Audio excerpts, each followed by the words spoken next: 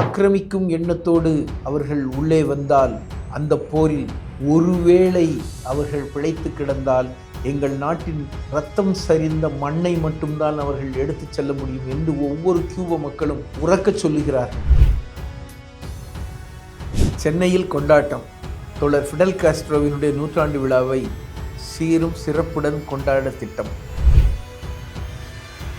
பலர் 100 ஆண்டுகளுக்கு மேல் வாழ்ந்திருக்கிறார்கள், நூற்றாண்டை கொண்டாடி இருக்கிறார்கள். ஆனால் ஃபிடல் காஸ்ட்ரோ என்பவர் கியூப புரட்சியின் நாயகன் மட்டுமல்ல, உலகில் சோஷலிச புரட்சி நடத்த வேண்டும் என்று விரும்புகிறவர்களின் ஆதர்ச நாயகனாக அவர் திகழ்கிறார். கியூபா ஒரு பொருளாதார போரை சந்தித்துக் கொண்டிருக்கிறது. அவர்கள் மீது அமெரிக்கா ஒரு பொருளாதார தடை, பொருளாதார முற்றுகை, பொருளாதார போரை தொடர்ந்து நடத்தி கொண்டிருக்கிறது. அமெரிக்காவுக்கு தெரிந்தது அச்சுறுத்தல் மொழி, யுத்த மொழி, தாக்குகின்ற மொழி, இரத்த மொழி. நாங்கள் நம்பிக்கையும் புரிதலும் நிறைந்த அமைதியான மொழியில் பேச விரும்புகிறோம். நாங்கள் பேச்சுவார்த்தை நடத்த விரும்புகிறோம். பிரச்சனைகளை பேசி தீர்த்து கொள்ள முடியும் என்று நாங்கள் நம்புகிறோம். ஆனால் அமெரிக்கா போரை விரும்புகிறது. ஆனால் போர் என்று வந்துவிட்டால் அவர்கள் வெனிசுவேலாவில் செய்தது போல் இரவோடு இரவாக கள்ளத்தனமாக தலைவர்களை கடத்தி சென்றது போல் கியூபாவில் அவர்களால் எதுவும் செய்து விட முடியாது. ஒவ்வொரு கியூபாவில் இருக்கக்கூடிய ஒவ்வொரு மக்களும் அவர்கள் இந்த போராட்டத்தில் நேரடியாக இறங்குவார்கள்.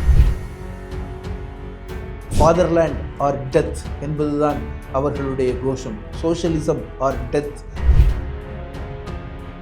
சோஷலிசத்திற்காக உயிரை கொடுக்கக்கூடிய அளவுக்கு தயாராகி இருக்கக்கூடிய 1,10,00,000 மக்கள் அவ்வளவு சுலபமாக அமெரிக்காவால் வீழ்த்திவிட முடியாது.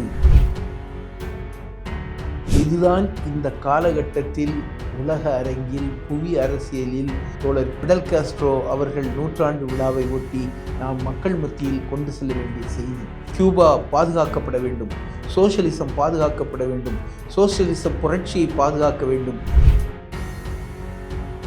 அமெரிக்கா மிகப்பெரிய வல்லரசு, இராணுவ பலம் மிகுந்த நாடு. அதனுடைய காலடியில் ஒரு பக்கம் ஃப்ளாரிடா, இன்னொரு பக்கம் மெக்சிகோ, நடுவில் மெக்சிகோ வளைகுடா, வலது பக்கத்திலே அட்லாண்டிக் கடல், கீழே இடது பக்கத்திலே கரீபியன் கடல். இவை இரண்டுக்கும் நடுவில் ஒரு கேந்திரியமான இடத்தில் கியூபா உட்கார்ந்து கொண்டிருக்கு. ஏகாதிபத்திய உயரத்தில் இருக்கக்கூடியவர்களுடைய மூக்குக்கு கீழ் ஒரு சோஷலிச நாடு 67 ஆண்டுகளுக்கு மேலாக தங்களுடைய காலரை உயர்த்தி கொண்டு உங்களுக்கு சவால் விட்டு கொண்டு அங்கே உட்கார்ந்து கொண்டிருக்கிறார்கள். சென்னையில் கொண்டாட்டம். தோழர் ஃபிடல் காஸ்ட்ரோவினுடைய நூற்றாண்டு விழாவை சீரும் சிறப்புடன் கொண்டாட திட்டம். ஃபிடல் காஸ்ட்ரோவின் நூற்றாண்டு விழாவை கொண்டாடுவதனுடைய முக்கியத்துவம் என்பதுதான் நாம் விவாதிக்க வேண்டிய பொருள். பலர் 100 ஆண்டுகளுக்கு மேல் வாழ்ந்திருக்கிறார்கள், நூற்றாண்டை கொண்டாடி இருக்கிறார்கள். ஆனால் ஃபிடல் காஸ்ட்ரோ என்பவர் கியூப புரட்சியின் நாயகன் மட்டுமல்ல, உலகில் சோஷலிச புரட்சி நடத்த வேண்டும் என்று விரும்புகிறவர்களின் ஆதர்ச நாயகனாக அவர் திகழ்கிறார். கியூபாவில் 1959 நடந்த புரட்சியும், அதற்கு முன்னதாக அவரும் சேகுவேராவும் அவருடைய தோழர்களும் ஆற்றியிருக்கக்கூடிய கொரில்லா யுத்தமும் இன்றும் நம்மை ஆகர்ஷித்து கொண்டிருக்கிறது. இந்தியாவிலும் உலகம் பூராம் இருக்கக்கூடிய நாடுகளிலும் புரட்சியை நடத்த விளைகிறவர்கள் தோழர் ஃபிடல் காஸ்ட்ரோ அவர் வாழ்க்கையிலிருந்து கற்றுக்கொள்ள வேண்டிய பாடங்கள் ஏராளமாக இருக்கின்றன. அதை இன்றைய தேதியில் கொண்டாடுவதற்கு இன்னும் கூடுதல் முக்கியத்துவம் இருக்கிறது. அது என்னவென்றால், இன்று கியூபா ஒரு பொருளாதார போரை சந்தித்து கொண்டிருக்கிறது. அவர்கள் மீது அமெரிக்கா ஒரு பொருளாதார தடை, பொருளாதார முற்றுகை, பொருளாதார போரை தொடர்ந்து நடத்தி கொண்டிருக்கிறது. அந்த நாட்டினுடைய பொருளாதார குரல் விலையை நிறுத்தி கொண்டிருக்கிறது அமெரிக்கா.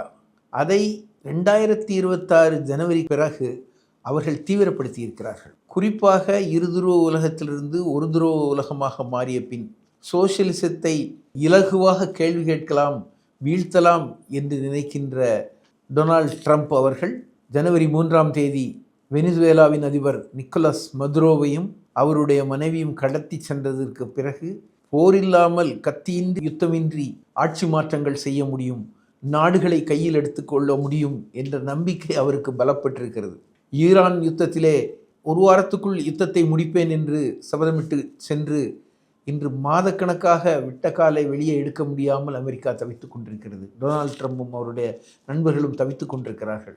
அதன் காரணமாக கியூபா மீது அவர்கள் தொடுக்கக்கூடிய தாக்குதல் தள்ளி போகிறது. கியூபாவுக்கு எதிராக கிட்டத்தட்ட பிப்ரவரி மார்ச் மாதங்களில் ட்ரம்ப் அவர்கள் கூறியிருக்கக்கூடிய கருத்துக்கள், குக்கரித்திருக்கிற விஷயங்கள் கவனத்தில் கொள்ளப்பட வேண்டியவை. சர்வதேச சட்டங்களை மீறி அந்த நாட்டை நான் கையில் எடுத்துக்கொள்வேன், அதை தாக்குவேன், அங்கே ஆட்சி மாற்றம் செய்வேன், அந்த நாடு எங்களுக்கு சொந்தம் என்று அவர்கள் சர்வதேச சட்டங்களை மீறி அறிவிக்கிற ஒரு நிலைமையை நாம் பார்த்தோம். 2ஆம் உலக மகா யுத்தத்துக்கு பின்னர் ஏற்பட்டிருக்கக்கூடிய ஐக்கிய நாடுகள் சபை உள்ளிட்ட பல்வேறு சர்வதேச அமைப்புகள், சர்வதேச சட்டங்கள் இவை எதையும் மதிக்காமல் தானடித்த மூப்பாக தங்களுடைய நாடு தவிர மற்ற நாடுகளெல்லாம் தங்களுக்கு அடிமை என்ற ஒரு எண்ணப்போக்கில் கியூபாவை எடுத்துக்கொள்வேன் என்று அவர்கள் அச்சுறுத்த துவங்கியிருக்கிறார்கள். அமெரிக்காவுக்கு தெரிந்தது அச்சுறுத்தல் மொழி, யுத்த மொழி, தாக்குகின்ற மொழி, இரத்த மொழி. ஆனால் கியூபா ஒரு நேர்மையான சோஷலிச ஜனநாயக குடியரசு. அது மிகவும் அமைதியான முறையில் அதற்கு பதிலை சொல்லிக் கொண்டிருக்கிறார்கள்.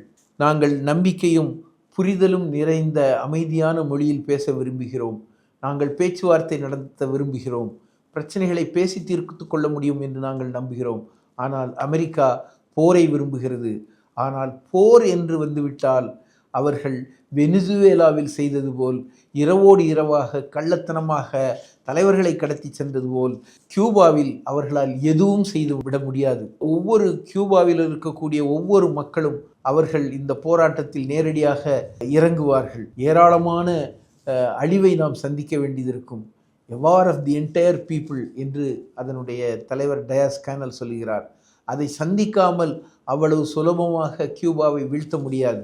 ஆக்கிரமிக்கும் எண்ணத்தோடு அவர்கள் உள்ளே வந்தால் அந்த போரில் ஒருவேளை அவர்கள் பிழைத்து கிடந்தால் எங்கள் நாட்டின் இரத்தம் சரிந்த மண்ணை மட்டும்தான் அவர்கள் எடுத்து செல்ல முடியும் என்று ஒவ்வொரு கியூப மக்களும் உறக்க சொல்லுகிறார்கள். அந்த அளவுக்கு அவர்கள் அந்த தேசத்தை, சோசியலிச தேசத்தை மதிக்கிறார்கள். ஃபாதர்லேண்ட் ஆர் டெத் என்பதுதான் அவர்களுடைய கோஷம். சோஷியலிசம் ஆர் டெத் என்பதுதான் அவர்களுடைய கோஷம். சோஷியலிசத்திற்காக உயிரை கொடுக்கக்கூடிய அளவுக்கு தயாராகி இருக்கக்கூடிய 1,10,00,000 மக்கள் அவ்வளவு சுலபமாக அமெரிக்காவால் வீழ்த்திவிட முடியாது. இதுதான் இந்த காலகட்டத்தில் உலக அரங்கில், புவி அரசியலில் தோழர் பிடல் காஸ்ட்ரோ அவர்கள் 100ஆண்டு விழாவை ஒட்டி நாம் மக்கள் மத்தியில் கொண்டு செல்ல வேண்டிய செய்தி. கியூபா பாதுகாக்கப்பட வேண்டும், சோஷலிசம் பாதுகாக்கப்பட வேண்டும், சோஷலிச புரட்சியை பாதுகாக்க வேண்டும் என்ற எண்ணத்தோடு இந்த உலகளாவிய அளவிலே இருக்கக்கூடிய சோஷலிசத்தை விரும்புகிற, ஜனநாயகத்தை விரும்புகிறவர்கள் கியூபாவுக்கு ஆதரவாக திரள துவங்கி இருக்கிறார்கள். கியூபாவுக்கு ஆதரவு என்பது மிகப்பெரிய ஒலியாக ஒலித்து கொண்டிருக்கிறது. அர்ஜென்டினா அவர்கள் இந்த பொருளாதார நெருக்கடி காலத்தில் அவர்கள் மின்சார உற்பத்தி செய்வதற்கான சூரிய ஒளி தகடுகளை கப்பல் கப்பலாக கொண்டு கொடுத்திருக்கிறார்கள். பக்கத்திலே இருக்கக்கூடிய பிரேசில் நாடு அவர்கள் நாட்டிலிருந்து கிட்டத்தட்ட 7.6 ட்ரில்லியன் அளவுக்கான கிலோகிராம் அளவுக்கான மருந்து பொருட்களை அவர்களுக்கு அனுப்பி வைத்திருக்கிறார்கள். ரஷ்யா 2 முறை கப்பல் நிறைய எண்ணெயை கொண்டு போய் மனிதாபிமான உதவி என்ற முறையிலே சேர்த்திருக்கிறார்கள். கொலம்பியாவினுடைய அதிபரும் மெக்சிகோவினுடைய அதிபரும் அந்த பகுதி கரீபிய கடற்கரை முழுவதும் இருக்கக்கூடிய நாடுகளைச் சேர்ந்த மக்களும் அவர்களுக்கு ஏகோபித்த ஆதரவை நல்கி கொண்டிருக்கிறார்கள். என்னதான் பிரச்சனை? அமெரிக்கா மிகப்பெரிய வல்லரசு, இராணுவ பலம் மிகுந்த நாடு. அதனுடைய காலடியில் ஒரு பக்கம் ஃப்ளாரிடா, இன்னொரு பக்கம் மெக்சிகோ, நடுவிலே மெக்சிகோ வளைகுடா, வலது பக்கத்திலே அட்லாண்டிக் கடல், கீழே இடது பக்கத்திலே கரீபியன் கடல். இவை இரண்டுக்கும் நடுவில் ஒரு கேந்திரியமான இடத்தில் கியூபா உட்கார்ந்து கொண்டிருக்கிறது. ஏகாதிபத்திய உயரத்தில் இருக்கக்கூடியவர்களுடைய மூக்குக்கு கீழ் ஒரு சோஷலிச நாடு. கிட்டத்தட்ட 1959 அவர்கள் 67 ஆண்டுகளுக்கு மேலாக தங்களுடைய காலரை உயர்த்தி கொண்டு உங்களுக்கு சவால் விட்டு கொண்டு அங்கே உட்கார்ந்து கொண்டிருக்கிறார்கள். அவர்களை நீங்கள் வீழ்த்த நினைத்தால் நீங்கள் வீழ்வீர்கள் என்பது உறுதி. அந்த செய்தியை சொல்வதற்காகத்தான் பிடல் காஸ்ட்ரோவினுடைய 100ஆண்டு விழாவை நாங்கள் இங்கே நடத்தி கொண்டிருக்கிறோம். இன்று ஆகஸ்ட் மாதம் 7ஆம் தேதி முதல் 9ஆம் தேதி வரையில் IMCWP என்று சொல்லக்கூடிய இன்டர்நேஷ்னல் கம்யூனிஸ்ட் அண்ட் ஒர்க்கர்ஸ் பார்ட்டிஸ்னுடைய ஒரு மிகப்பெரிய கூட்டம் இன்னைக்கு ஹவானாவில் நடந்து கொண்டிருக்கிறது. ஆகஸ்ட் 7 முதல் 9 வரை. அது முடிந்ததற்கு பின்னர் 10லிருந்து 13 ஆகஸ்ட் வரை அங்கே சர்வதேச நாடுகளிலிருந்து வந்திருக்கக்கூடிய டெலிகேஷன்ஸ், பிரதிநிதிகள், மக்கள் பிரதிநிதிகள் அங்கே தங்களுடைய ஆதரவை தெரிவிப்பதற்காக, தங்களுடைய உதவிப் பொருட்களை கொண்டு குவிப்பதற்காக ஹவானா நகரத்துக்கு வந்து சேருகிறார்கள். மீண்டும் கியூபாவை உலக அரசியலில் மையமாக, ஏகாதிபத்திய எதிர்ப்பு அரசியலில் மையமாக கொண்டு வருகிற வேலையை உலகத்தில் ஜனநாயகத்தை, சோஷலிசத்தை விரும்புகிறவர்கள் எடுத்துக்கொண்டே இருக்கிறார்கள். அந்த சூழலில் சென்னையில் ஃபிடல் காஸ்ட்ரோவின் நூற்றாண்டு விழா என்பது, இந்த நூற்றாண்டு விழா நிகழ்ச்சியின் போது இன்று சமீபத்தில் நடைபெற்று கொண்டிருக்கக்கூடிய ஏராளமான சீர்திருத்தங்கள், பொருளாதார சீர்திருத்தங்கள், கியூபாவை பாதுகாப்பதற்காகவும், கியூபா மக்களை பாதுகாப்பதற்காகவும், அவர்களுடைய தங்கு தடையற்ற வளர்ச்சியை உயர்த்தி பிடிப்பதற்காகவும் செய்யவிருக்கிற சமூக சீர்திருத்தங்களை, பொருளாதார சீர்திருத்தங்களை விளக்குவதற்காக தலைவர்கள் வருகிறார்கள். எனவே இது போன்ற நிகழ்ச்சிகள் சென்னை தலைநகர் மட்டுமல்ல, தமிழகம் முழுவதும், தமிழகம் மட்டுமல்ல, இந்தியாவில் இருக்கக்கூடிய ஒவ்வொரு மாநிலத்திலும், ஒவ்வொரு நகரத்திலும் கியூபாவினுடைய புரட்சியை பாதுகாப்போம், ஃபிடல் காஸ்ட்ரோவினுடைய நூற்றாண்டை கொண்டாடுவோம். உலக புரட்சிக்கான, உலக சோசியலிச மாற்றத்துக்கான, சமூக மாற்றத்திற்கான அஸ்திவாரத்தை உருவாக்குவதற்கு இந்த ஆதர்சமாக இருக்கக்கூடிய இந்த சின்னஞ்சிறு தீவான கியூபாவையும் அதனுடைய தலைவரான ஃபிடல் காஸ்ட்ரோவையும் நாம் கொண்டாடுவோம். வரலாறு கொண்டாடி கொண்டிருக்கிறது, வரலாற்றுடன் இணைந்து நாமும் கொண்டாடுவோம் என்று சொல்லி விடைபெறுகிறேன்.